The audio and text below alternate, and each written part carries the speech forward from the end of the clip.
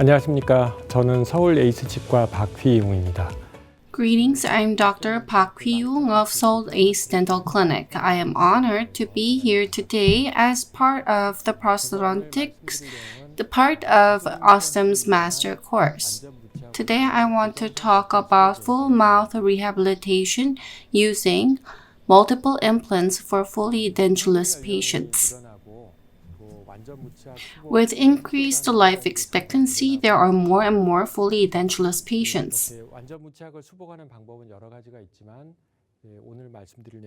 There are many ways to restore fully edentulous cases. Today I want to talk about the restoration of edentulous patients with implant-supported fixed prosthesis. The modern-day implant has been with us for over 40 years, and this takes a very important part of daily dental treatment. The prognosis is also excellent, so it contributes immensely to patients' oral health. Today, I want to talk about placing multiple implants in fully edentulous patients and providing fixed prosthesis. Ways to restore fully edentulous cases. You can utilize traditional full denture, or you can utilize one or two small number of implants to provide the overdenture. There's a bit of irony if you look at how implant has developed. The first implant was implant placed in fully edentulous case, introduced by Dr. Brownie-Mark. After it was confirmed that it can be applied to fully edentulous cases, it was applied to partial edentulous cases, moving on to anterior and posterior single implants. If you look at how individual dentists learn about implant, the order is absolute reverse. They start off with comparatively easier single implant cases, moving on to partial edentulous cases where multiple implants are placed, and after sufficient amount of experience and knowledge is garnered, they move on to fully edentulous cases. Ways to restore fully edentulous cases. When utilizing implants, it can largely be divided into two. First is fixed prosthesis, which is the topic of the day. You utilize multiple implants to provide a fixed prosthesis in fully edentulous cases. This is a procedure which is really outstanding, and patient's satisfaction level is excellent as well. There's downside as well. If there's a lot of alveolar bone resorption, there can be lack of lip support, and it takes a lot of time and money and effort. Because of financial reasons, patients may utilize removable prosthesis rather than fixed prosthesis. In this case, two implants will be placed in the lower and implant overdenture will be provided. Because this is removable prosthesis, there are limitations. Compared with traditional full denture, still, the stability and support the patient can get is much better, so you can reduce the pain of full denture patients in significant ways, and it is very cost effective. However, because this is a removable prosthesis, it has some of the downside of existing full denture, and compared with a fixed prosthesis, maintenance becomes more complicated, so the patient needs to come in more frequently. Today, I want to primarily focus on fixed prosthesis. Fixed prosthesis can also be largely divided into two categories. First is full denture type. This is a fixed full denture. The characteristics of it is that if you take a look at the gingiva, this is added to a fixed prosthesis bridge in pink porcelain or pink resin. The resorbed gingiva is expressed to compensate for it. Because there is a severe vertical alveolar bone loss, teeth tend to be very elongated. Second type is a fixed bridge type. Strictly speaking, there's not major difference between the two. As for the second bridge type, in comparison, alveolar resorption is less. So the crown is similar to that of natural teeth. But in principle and functionally, the two do not differ significantly. The category of the two was very clear in the past, but because different materials and methods are used interchangeably, the difference between the two has become more vague. I've talked about how it is divided into two. If you go into more detail, first there is a fixed complete denture type. This is the all-on-4 style, which was used by Browning Mark. 4 to 5 and 6 implants are placed, and it has full denture. This is a fixed complete denture. This is just without flange. Full denture is fixated on the implant. This can be used when alveolar resorption level is severe. Second is a fixed bridge type. This can also be divided into two. If you place a smaller number of implants,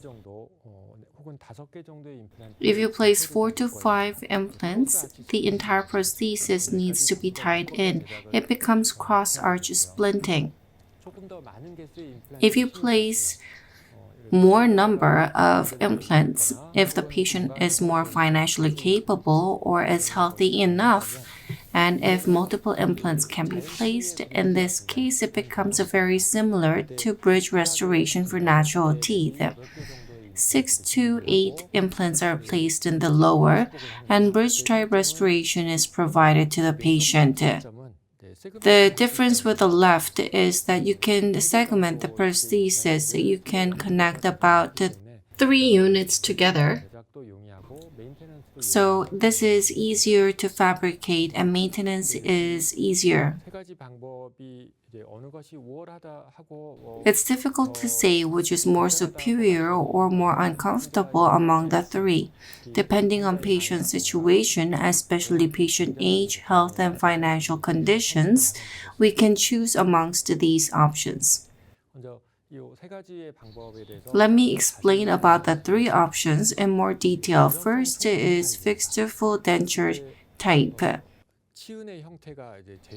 Gingival form is expressed and reproduced.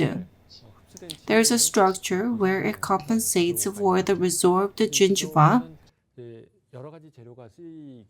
Multiple materials can be used. In the past, acrylic resin was used frequently. Heat curing resin was used, which was used for full denture cases. Artificial teeth used for full denture can be used here as well. In the same way as fabricating full denture, if you use resin, it can affect durability significantly. Resin or artificial teeth can fracture, frame can fracture. There can be many different mechanical problems, so currently it's not really in use. So these days we either use PFM or we make the entire prosthesis in full zirconia, and it is milled and pink coloring is added. Retention type. You can either use a screw retained type or if necessary, cement retained type can be used as well. The pink porcelain portion provides lip support so you get more volume, and in terms of patient's profile, it is much more favorable. Another interesting thing is the implant position. If you look at this structure, there's implant body and on top there's teeth. There's a middle structure. There's mesostructure. Implant placement position angle and the position of the tooth on top is not really critical. Yes, we need to place implants in the most ideal position, but it's very difficult to achieve. Even if you do not achieve that goal because there is mesostructure, in terms of prosthodontic restoration, you can feel less stressed. It is less constricted in terms of implant placement position. You can provide angulation or do a bit of customizing, use a screw abutment and such, you can be more flexible here. This is example of fixed complete denture type. The materials used here is not resin. Casting was done for metal frame and pink porcelain buildup was done. Gingival form was provided and zirconia teeth were fabricated and provided. You can do this method or like a full denture, you can use heat curing resin and align artificial teeth here. I've tried this method, but it was very complicated and expensive, so it's not realistic. In this case, where splinting and tying of all units is necessary, I utilize the zirconia and do milling. The second option amongst the three options is fixed bridge type. You place multiple implants in this case. The amount of alveolar bone resorption should not be severe. Number of implants, it should be either 6 or 8. The materials that are used in general are the same as the materials used for partial edentulous cases. It can be PFM or all zirconia. You can use a cement retain type as well as screw retain type if necessary. In this case, lip support is not very important. What is important here is implant placement position. It's very important. Implant placement position determines the function and aesthetics of prosthesis. There's the crown and implant placed underneath. In this case, it should be restoration-driven concept. Implant needs to be placed right below the tooth to be restored. If the angle or position slightly differ, you can utilize customized abutment. However, it is very important to place the implant in line with the crown position. In this case, you can place implants freehand, but if you utilize guide systems like One Guide, you'll be able to place the implant in a top-down way in a much easier manner. In the case of this patient, visually, there's no major difference with the prosthesis of natural tooth because the crown length and alveolar bone resorption is not severe, so you can provide average anatomical crown length here. Multiple implants have been placed and segmenting have been done. Segmentation has been done between posterior and anterior area. When fabricating prosthesis, you do not do 14 teeth or the entire arch at the same time. If the full arch can be divided into 3 and restored, then it will be much less stressful for the surgeon. As for fixed bridge type, this is accumulation of partial edentulous treatment cases that we do regularly. Implant restorations may be provided all at once, but depending on the patient, they may be restored with implant treatment whenever a tooth loss occurs, so in the end they may end up as fully edentulous case. Third is fixed bridge type using few number of implants. In this case, a financial factor plays in strongly. So I've talked about placing 6 to 8 implants in the lower to be able to do segmentation, especially in the case of lower. The minimum number of implants to restore fully edentulous arch is 4 implants. If you place 4 implants, you cannot segment it, so you need to tie the entire arch. There are a total of 14 teeth in the lower, but using 4 implants to restore 14 units is close to impossible, so we skip the second molar and provide restoration only up to number 6. The level of ridge resorption may be small, or even if it is over moderate level, it's not going to be a problem.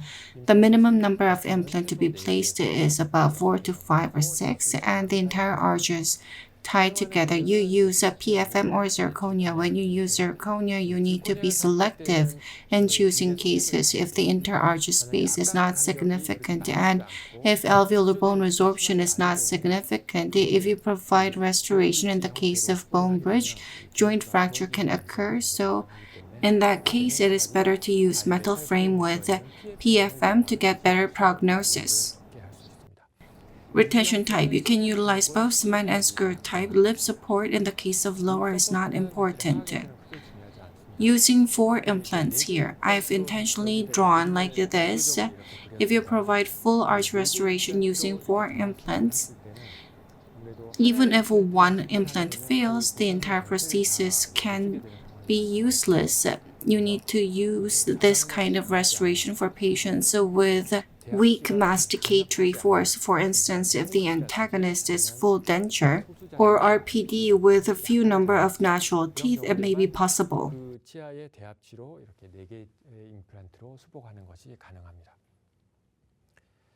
Implant placement position is very important. As mentioned earlier, the crown length is short. So, it is very important to place the implant accurately to allow for easy prosthodontic phase and good prognosis. In order to place implant accurately, guided surgery can be used. In the case of this patient, 4 implants have been placed in the lower. The entire arch was splinted. A screw-retained prosthesis, PFM prosthesis, was delivered. 12 teeth are all connected, so retrievability is very important here.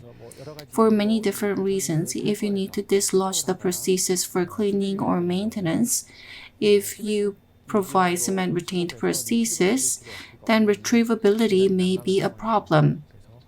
As shown in this case, using screw-retained prosthesis would be good. If you have placed the 4 implants perfectly in parallel manner, you may be able to unscrew the screw-retained type and retrieve it when necessary. Accurate implant placement is therefore very important. Providing full arch prosthesis with just 4 implants may cause problems. You need to think of the antagonist as well. You need to do very good job in case selection, and you may use this for very old patients or patients with weak antagonist or with weak masticatory force. If possible, using 6 to 8 implants and segmenting prosthesis would be most standard way to provide treatment. Segmentation is very important in full arch restoration. As shown, you can do segmentation between first and second premolar, and this has been done here as well. Fabrication is easy, and if the extent of prosthesis is limited, the fit can be gained easily. Retrievability can be excellent, and you can also compensate for implant failures due to mandibular flexure or prevent prosthesis fractures. In the case of this patient, this is a case that I've shown you earlier. Segmentation was done here, and cross-arch splinting was done up to the anterior premolar area.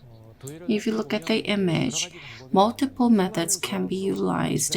Implant placement position and segmentation positions can be determined. This is my most preferred position and the number of implants. This is the midline of central incisor, and this is canine here. This is a second premolar. After placing like this in the first premolar area, I do cantilever. The prognosis here is very good, and if you place multiple implants here, the distance may not be sufficient. So I provide mesial cantilever. In this case, by doing this, you'll be able to restore full arch in the upper and lower with 7 implants each.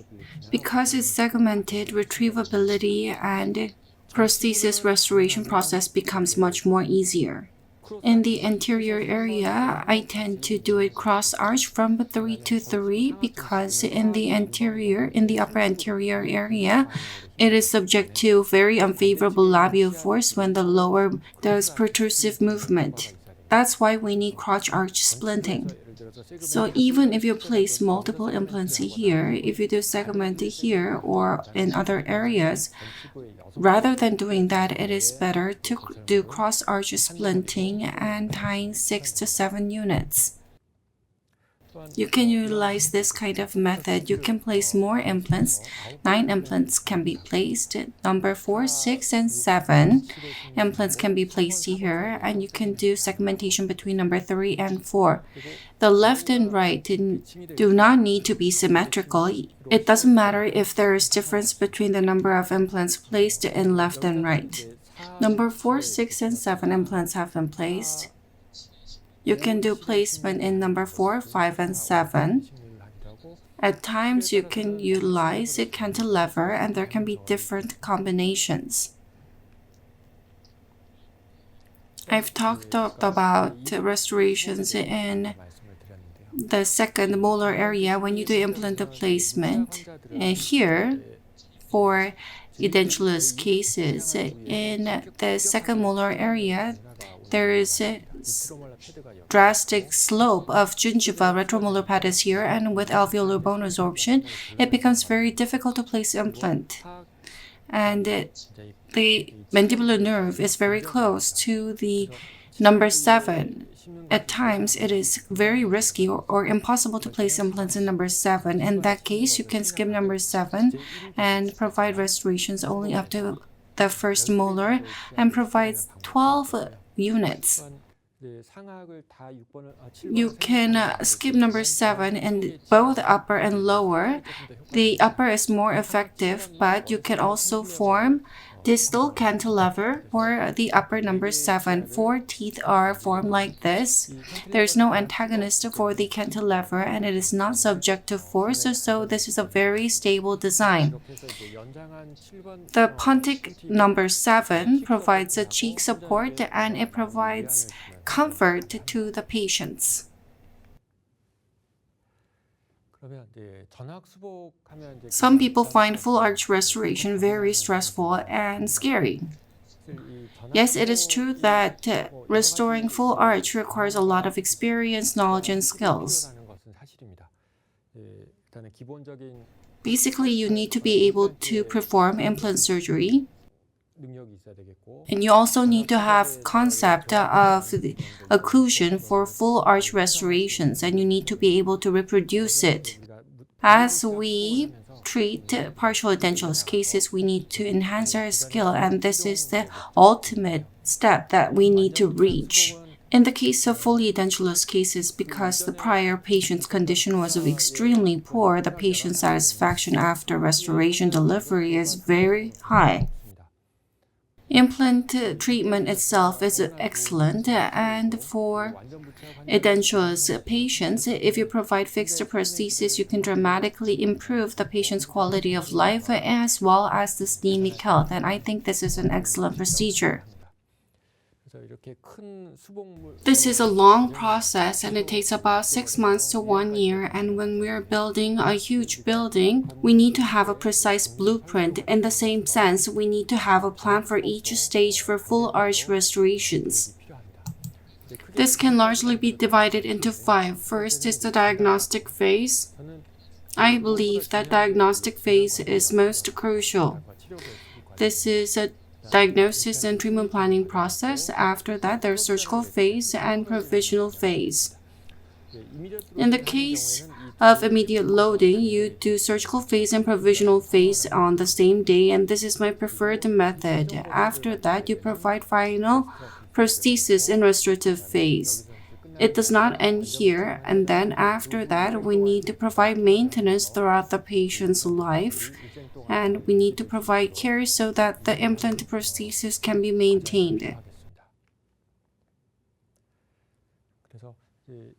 I want to share with you a fully edentulous case from start to finish. I've been following up with this patient for about 5 years, and I want to share with you each process. This is a male patient in his 60s, and the patient was fully edentulous when he came to me. The patient was not using denture. The patient did not have any experience using denture and didn't want it, and wanted a fixed prosthesis. The patient has an excellent alveolar ridge, which we hardly see these days. Alveolar bone condition is very favorable, and the patient is quite young for an edentulous case. The patient was about to attend his children's wedding, and the patient wanted a full restoration before the ceremony. This is diagnostic phase. There are different ways to do diagnosis for fully edentulous cases. You can use analog method or you can utilize digital method. In my case, I thought conventional method would suit me better, so I still use this method frequently. This is complete denture concept.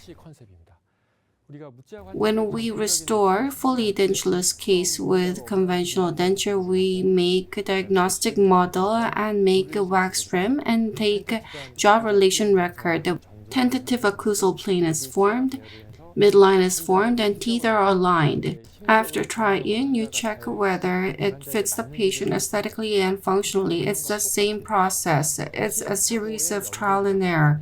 When this kind of patient first comes in, regardless of how good of an equipment you use and how expensive the equipment may be, we cannot find the right occlusion for the patient at one go.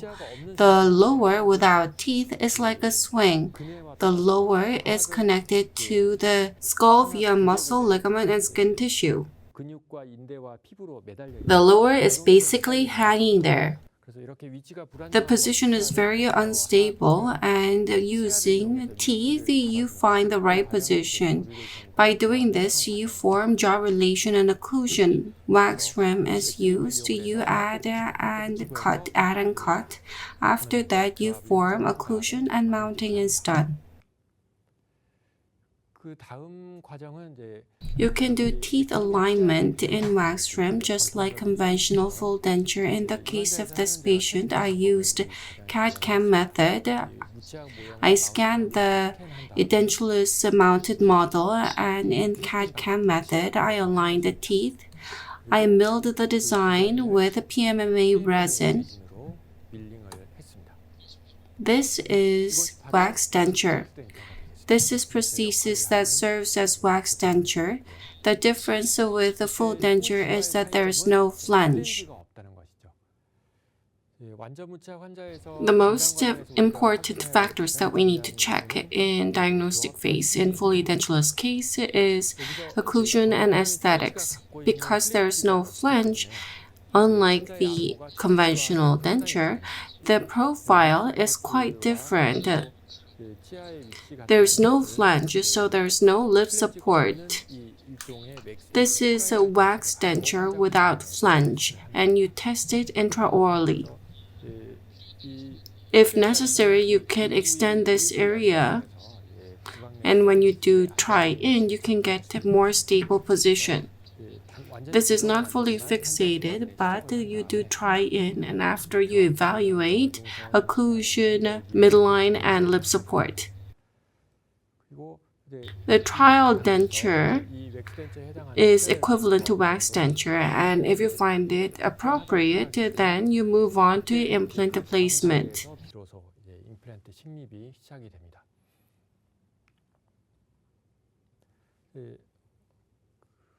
I've skipped the middle process, and this is the image on the day of immediate loading.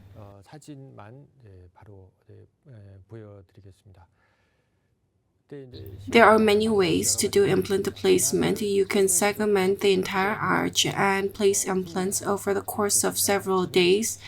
In my case, if possible, in the case of full arch cases, I would like to do immediate implant placement and immediate restoration. The full arch is connected in the upper, but as for the final prosthesis, it's going to be segmented. In the case of immediate loading, it is essential to do cross-arch design. So all 12 units have been connected in cross-arch design, and it has been done in the same way for the lower as well. Temporary abutment was used, screw retained prosthesis was utilized. As for the lower, implants were placed fairly in parallel, so transfer abutment was used and cement retained prosthesis was delivered. The patient suffered, so the surgery was done over the course of 2 days, but within several days, the patient was able to go from fully edentulous to being able to use a fully fixed provisional restoration. The patient was able to meet with in-laws with these teeth in and participate in the marriage ceremony, so I felt really fulfilled as well. Implant was placed up to number 6 in the upper. So I only placed up to the first molar. I thought about placing it in the second molar, but you can see that there's a very inclined slope and accessibility was not favorable, so I just decided to provide restoration up to the first molar, and I think that was the appropriate decision. As for the lower incisal area, because bone width was narrow, MS implant, one body implants were placed. 2 months of healing period was given. If you look at the overall image, from fully edentulous to delivery of final prosthesis, this is continuation of trial and error. You need to go through several stages of trial and error to fully restore fully edentulous cases, and this is essential. At first, you use wax rim and get the tentative occlusal plane and midline. Based on this, you make a trial denture and you utilize this trial denture for surgery. This determines the tooth position and you determine the mesiodistal and buccolingual position of the implant. Immediate loading was done.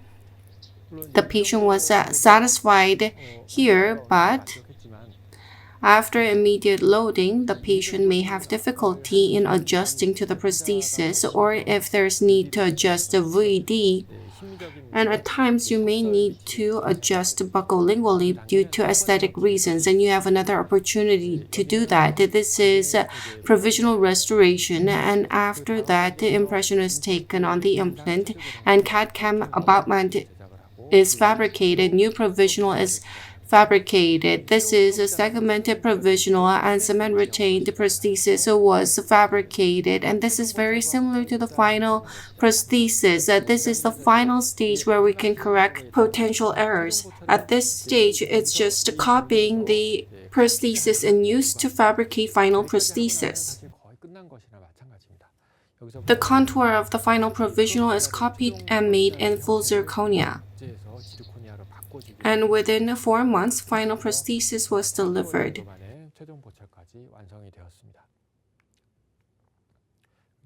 This is at 1 year follow-up. If you look at this patient, what stands out is that the patient has a bit of hyperplastic gingiva. There is little gingival resorption, and with just a small amount of calculus, there can be swelling, almost to the point it looks hyperplastic, but there was no severe inflammation, but marginal bone level was nicely maintained, and a prosthesis was segmented between canine and first premolar. A total of 24 units of teeth were delivered in the prosthesis. It's been 5 years, and it's being nicely maintained. The patient has gained a lot of weight. For the past 5 years, the patient has been eating well and looks much brighter and more good-humored. The patient was really grateful. When I look at these patients, I feel really a sense of accomplishment, and I find fully edentulous cases really interesting.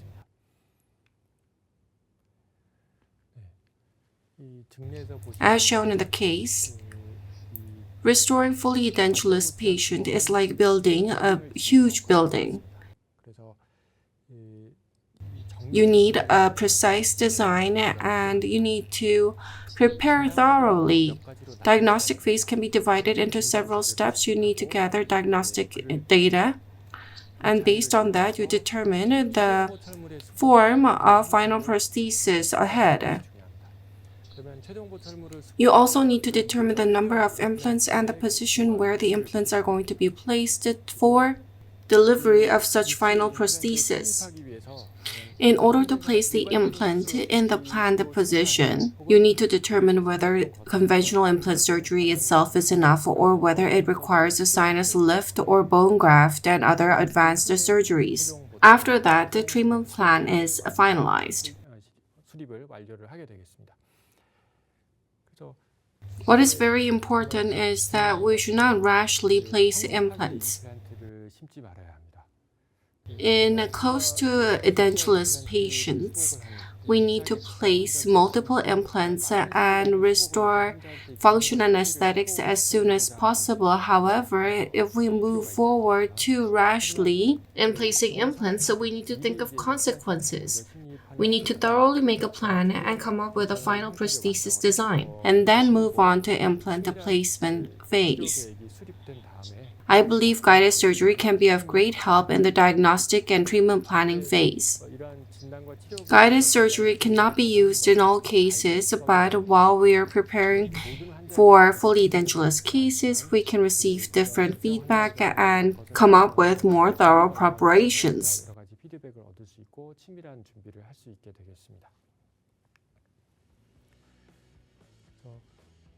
Today, I've talked about providing fixed prosthesis for fully edentulous cases as part of online master course. OSSTEM Implants Master Course addresses different aspects of prosthodontic treatment, and lectures have been provided for years.